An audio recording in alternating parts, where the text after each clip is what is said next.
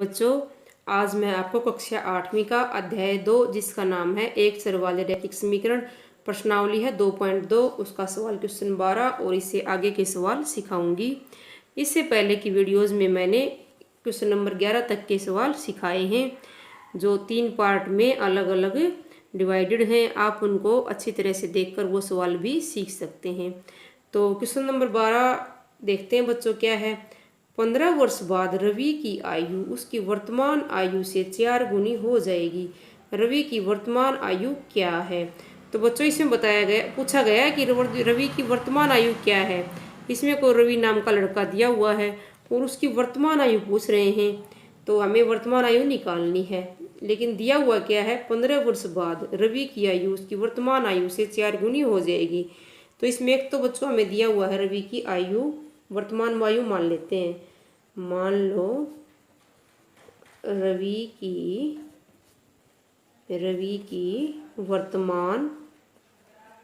वर्तमान आयु बराबर है x वर्ष, और इसकी 15 वर्ष बाद रवि की आयु कितनी हो जाएगी बच्चों।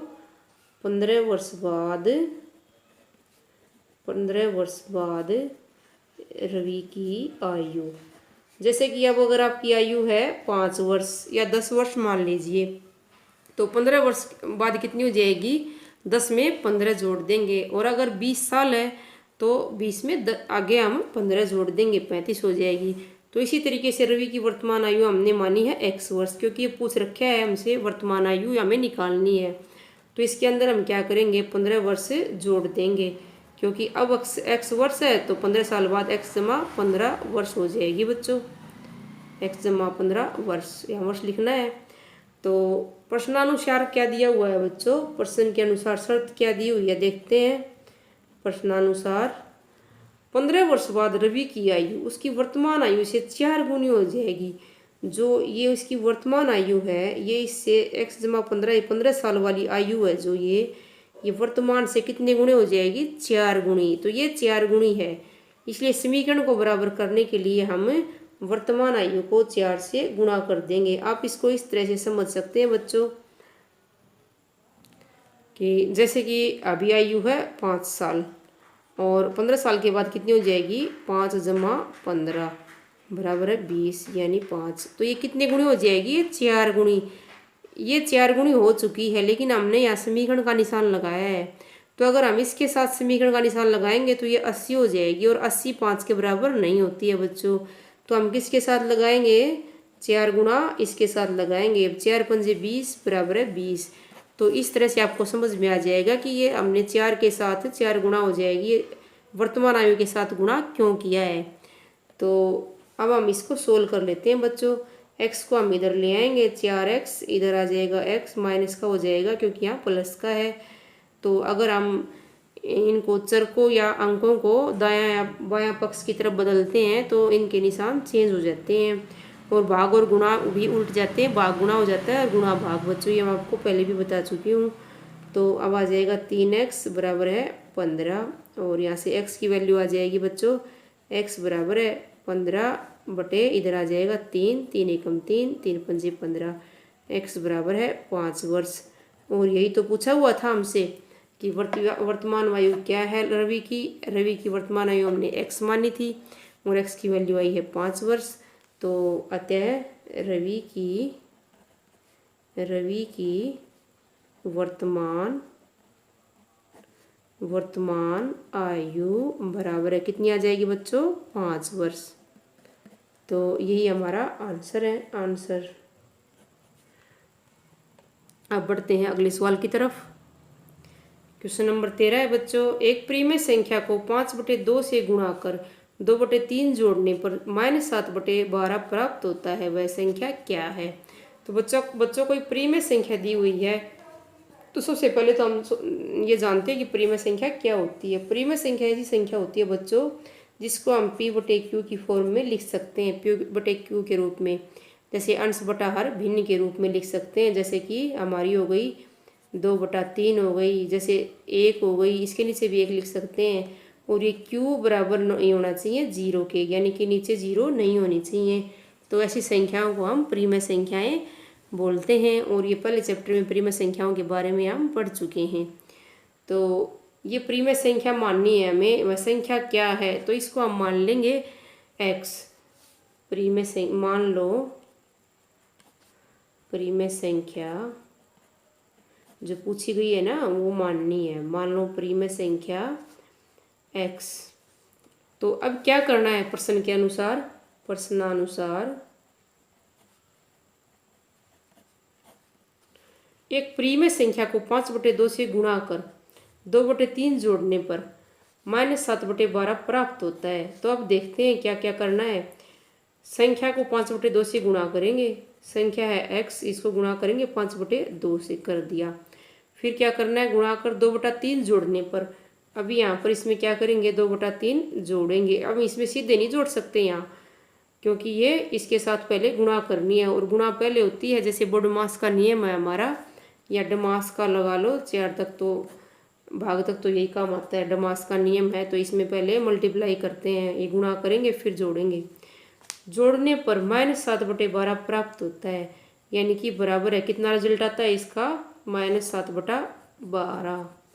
तो इस तरह से हमने ये समीकरण बनाना है बच्चों। इन सवालों में हमें अगर समीकरण समझ में आ जाता है, प्रश्न की कंडीशन समझ में आ जाती है, तो प्रश्न हल करना बिल्कुल ही आसान है।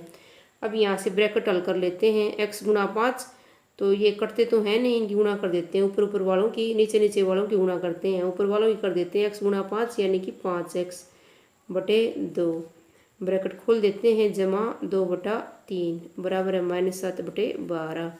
तो बच्चों अब हमें यहाँ से x की वैल्यू चाहिए, तो ये +2/3 को हम इधर ले आते हैं पहले, फिर 2 को बाद में देखते हैं। बराबर है -7/12, इधर इसको ले आएंगे, हो जाएगा -2/3, क्योंकि ये +2/3 है। अगर ये दाएं पक्ष की तरफ इसको लाएंगे, स्थानांतरित करेंगे, तो ये माइनस का हो जाएगा। अब हम यहाँ से इसको 5x/2 बराबर इसको सोल्व कर लेंगे। तो 12 और 3 का एलसीएम बच्चों कितना आ जाएगा, 12 आ जाएगा। इसको ऐसे सीधी तरीके से भी निकाल सकते हैं, जैसे 3 चौक 12, 3 एकम 3, 2 दूनी 4, 1, 2 एकम 2, तो 3 दूनी 6 दूनी 12। इसको ऐसे लिख के फिर गुणा कर लो, या जैसे कि ये पाड़ा है आपकी वीडियो, जैसे कि 12 बच्चों 3 का ही गुणज है, तो बड़े गुणज को हम ले सकते हैं अगर दो ही संख्याएं दी हुई हों तो 12 को एलसीएम ले लेंगे। और वैसे इस तरह से भी आप एलसीएम निकाल सकते हो हरों का। तो 12 एकम 12, 1 सत्ते 7, ये माइनस का आ जाएगा, क्योंकि माइनस का निशान है इधर। फिर माइनस का निशान लगाएंगे, फिर 3 चौके 12, 4 भागफल आ जाएगा, 4 दूनी 8। तो इस तरह से -7 -8 आ जाएगा। 5x/2 बराबर है, ये दोनों माइनस के हैं, तो माइनस माइनस के जो अंक अक्षर होते हैं वो अंक होते हैं वो जुड़ जाते हैं। तो माइनस का यहाँ से आ जाएगा 15/12। अभी हमें x की वैल्यू चाहिए, तो 5/2 को इधर ले जाएंगे, -15/12, ये इसके साथ 5/2 गुणा में है, इधर आके पलट जाएगा 2/5, क्योंकि हम इसको इस तरह से सोल्व करेंगे बच्चों, -15/12, और इसको ऐसे भाग में लिखेंगे 5/2 को इधर ले आएंगे तब, क्योंकि ये गुणा में है ना इधर, तो इसको भाग में करेंगे। फिर इसको सोल्व करने के लिए क्या करेंगे, गुणा का निशान लगाएंगे और इसको उल्ट देंगे, क्योंकि भाग सीधा सोल्व नहीं होता है। तो फिर इसको हम आगे अब देखते हैं क्या करना है, काट देते हैं। 2 एकम 2, 2 छीक 12, 5 एकम 5, 5 दिए 15, ये माइनस का आ जाएगा साथ इसके। और 3 एकम 3, माइनस का 1, और 3 दूनी 6। तो यहाँ से निकल के आ जाता है बच्चों, माइनस का 1 आ जाएगा ऊपर और 2 आ जाएगा नीचे। तो परिमेय संख्या जो हमने यहाँ पर मानी थी x, उसकी वैल्यू हम निकाल चुके हैं, -1/2। तो इसलिए इसका उत्तर आ जाएगा बच्चों, आंसर आ जाएगा परिमेय संख्या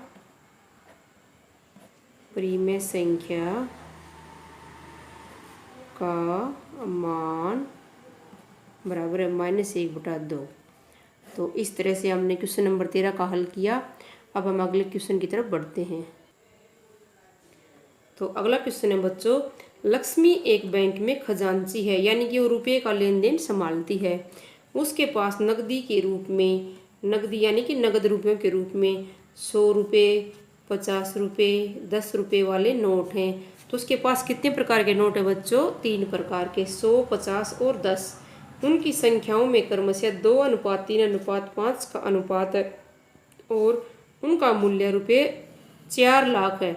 उसके पास प्रत्येक प्रकार के कितने कितने नोट हैं।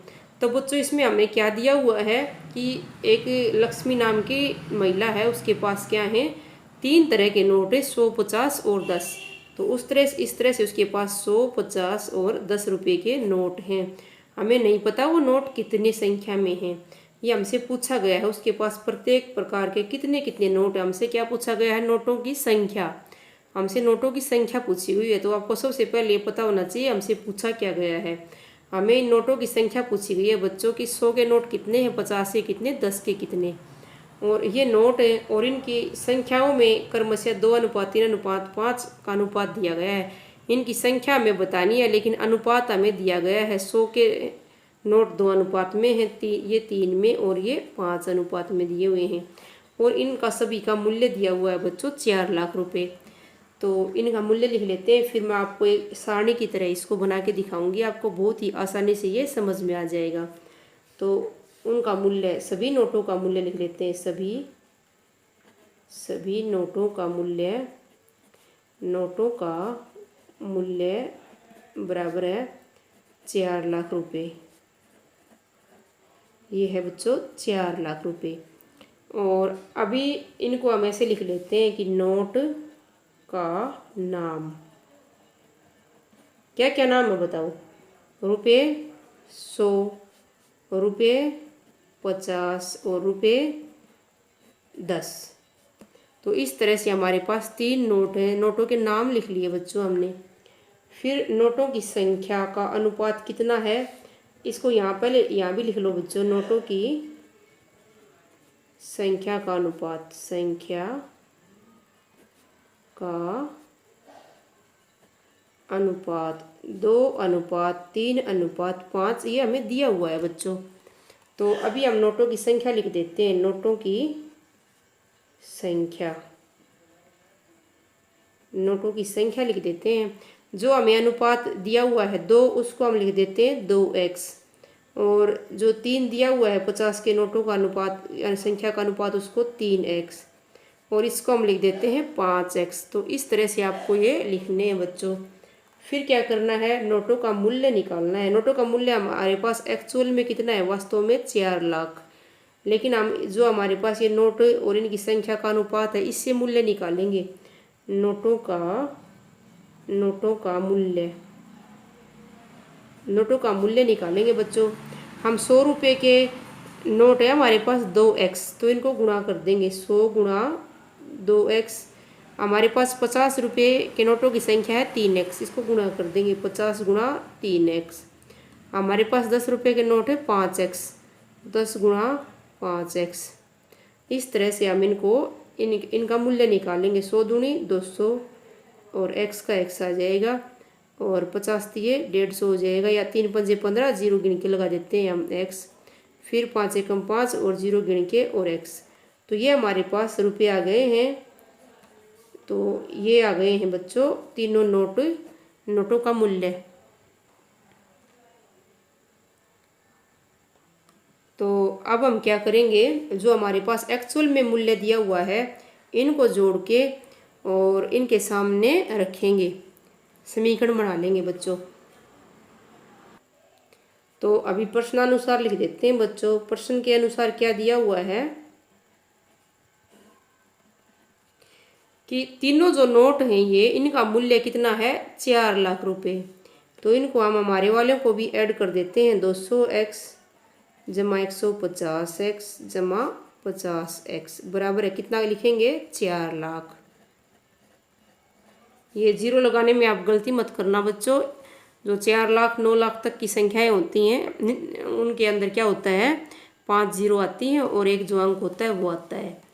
तो अब हम इनको जोड़ लेंगे। 200, 150 और 50 कितने हो जाएंगे, 400x। इधर आप इनको ऐसे जोड़ भी सकते हैं ऊपर नीचे लिख के। 400x बराबर है 4 लाख। x की वैल्यू निकालनी है बच्चों हमें।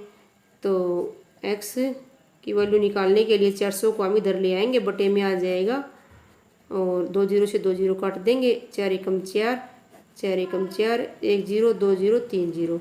फिर यहाँ से x की वैल्यू आ जाएगी बच्चों 1000 रुपये। ये नहीं आएगी, रुपये 1000 या रुपये 1000 रुपये आ जाएगी बच्चों। तो अब हमारे पास x की वैल्यू आ चुकी है और हमारे पास नोटों की संख्या कितनी थी, 100 रुपये के 2x और 50 के 3x और 10 के 5x। तो हम आराम से अब नोट निकाल सकते हैं। तो 100 रुपये के 100 के नोटों की संख्या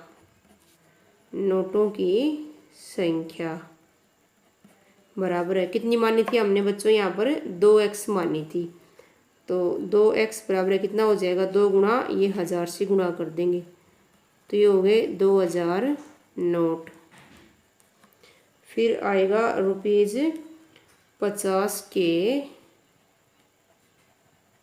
नोटों की संख्या बराबर है, कितनी मानी थी, 3x अनुपात था, 3x मानी थी। 3 गुणा 1000 की x की वैल्यू 1000 आ जाएगी, यहाँ से आ जाएगा 3000 नोट। फिर रुपये 10 के नोटों की संख्या बराबर है कितनी है, 5x बराबर है 5x बराबर है, यह आ जाएगी रुपये 10 के नोटों की संख्या। 5x बराबर है 5 गुणा 1000, तो यहाँ से आ जाएगी 5000 नोट। तो इस प्रकार से बच्चों हमने 14 का सवाल का हल किया कि नोटों की संख्या प्रत्येक की अलग अलग बता दी है। 100 के 2000 हैं, 50 के 3000 हैं और 10 के 5000 नोट हैं। ये संख्या आ गई है हमारी।